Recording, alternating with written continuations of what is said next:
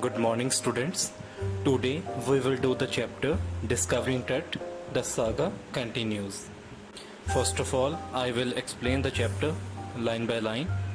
After that, I will summarize the chapter. So let's start the chapter. Tutankhamun, also known as Tut, was a teenager when he died.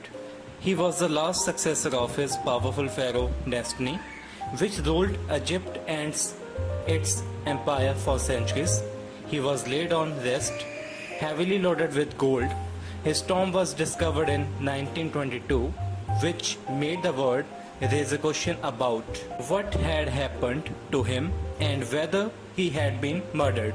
After almost 80 years, his body was about to undergo a CT scan, which would give new information and clues about his life and death. His face would be recreated with the help of a procedure called forensic reconstruction.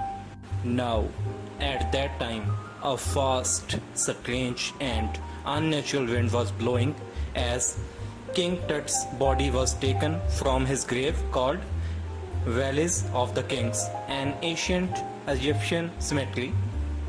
Dark clouds moved quickly across the desert all day long, and later they covered the stars.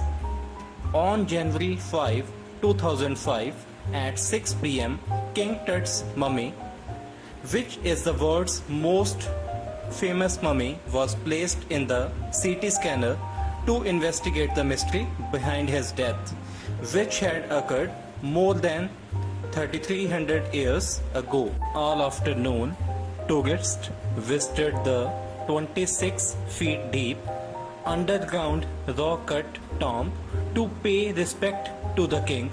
Many people stuffed into the small tomb and looked in the admiration at the murals of the walls of the chamber and took a look at the face of Tut that had been painted with gold. While visitors read the guidebooks in a hushed tone, some stood silently, wondering about the ultimately death in his teen years.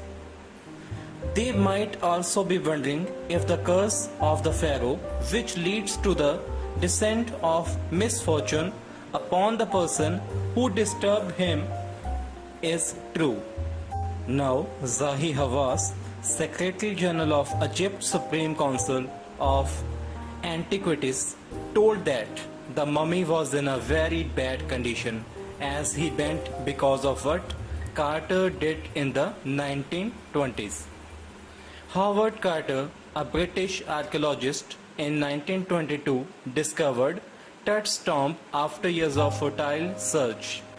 Its content, belonging to ancient times, was surprisingly complete, though they were hastily, thoroughly searched. They remain so far the richest royal collection ever found and have become part of the pharaohs. These surprising artifacts in the gold, with their eternal brilliance, mean to guarantee the revival from the grave. They caused an excitement for the public at the time of their discovery and still get the most attention. But Tut was also buried in the grave with everyday things he would want in the afterlife. The board games, a bronze razor, linen undergarments, cases of food and wine, all were there in his grave. Carter took a few months to record the treasures found in Tut's grave. Then he began investigating his 3 coffins, which were nested one in another. In the first coffin, he found a piece of cloth and garlands of willow, olive leaves, lotus petals and corn flour. which suggested that he had been buried in the months of March or April. When he reached the third coffin, he was in trouble. The body had hardened due to the.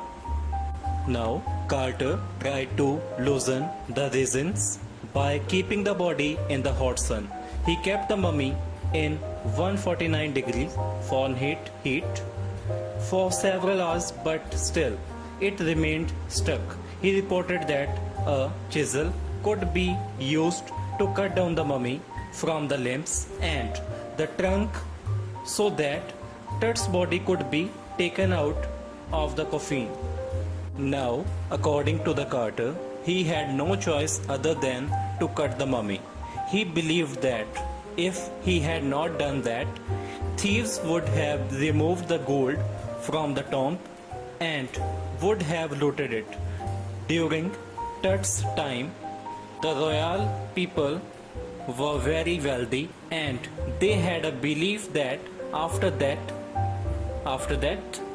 they could take the wealth along with them for the life after that. He was given precious collars, necklace with decorative patterns, bracelets, rings, sandals and any other things, an iconic inner coffin and a mask. His men removed his head and every joint of his body. After they finished, they reassembled the remains in a wooden box with padding filler with a layer of sand to conceal the damage. It was his new resting place. Now, in the past few decades, archaeology has changed as it now focuses on the details of life and the mysteries of death. Earlier, it was about focusing on the treasure. Now, it uses more advanced medicine technologies and tools for research. In 1968, an anatomy professor x-rayed King Tut's mummy and revealed that the front limbs and breastbone were missing.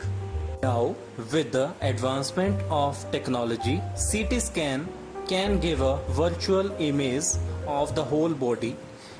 With the help of this technology, King Tut's body would be scanned to find answers to two questions. What were the two questions? How he died and how old was he at the time of his death.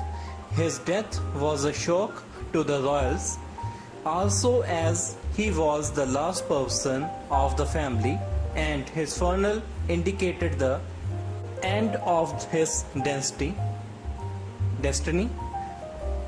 However, what happened after his death is still not clear. Tut's father or grandfather, Amenhotep III, was a very powerful pharaoh who ruled over a period of 40 years. His son, Amenhotep IV, succeeded him and began the strangest period in the history of Egypt. He promoted the worship of Aten mean the sun disk. He changed his name to Akhenaten, meaning servant of the Athens. He also shifted the religious capital from Thebes to the new city of Akhenaten called Amarna.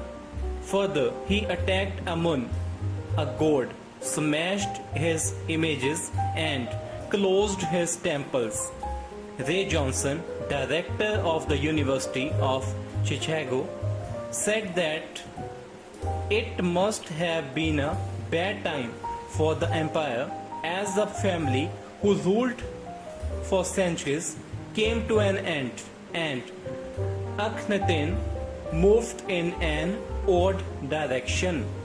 Another mysterious ruler, Smenkhare, succeeded him and died soon. Next, Tutankhamun, also known as Tut, sat on the throne and ruled for 9 years. He worshipped god Amun in the old ways. However, he died mysteriously. Tut is one of the mummies in Egypt, whereas until now, with the help of the Egyptian Mummy Project, which started in 2003, almost 600 mummies have been recorded so far. King Tut's mummy was the first one to be scanned by CT. Under the next phase of scanning the mummies with the machine donated by the National Geographic Society. Now the CT scan machine scanned the body by creating 1700 digital X-rays in cross sections. Tut's head was scanned in 0.62 mm slices to record the tiny details. The resulting image was very strange.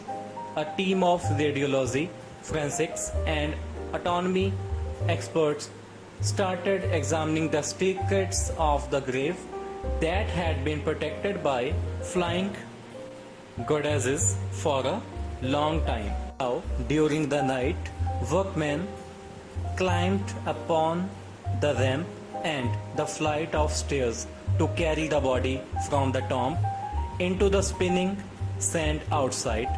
They rose the body onto a hydraulic lift, then into the trailer where the scanner was kept. After 20 minutes, two men ran towards the office nearby to bring two fans. The scanner was not working as the sand had entered a cooler fan. The guard joked that it was because of the curse of the pharaoh, because they had removed his body. Once the fans worked, the procedure was finished. The data was checked in case of the losses, and 10 technicians returned the body to the pallbearers who carried him back to his tomb.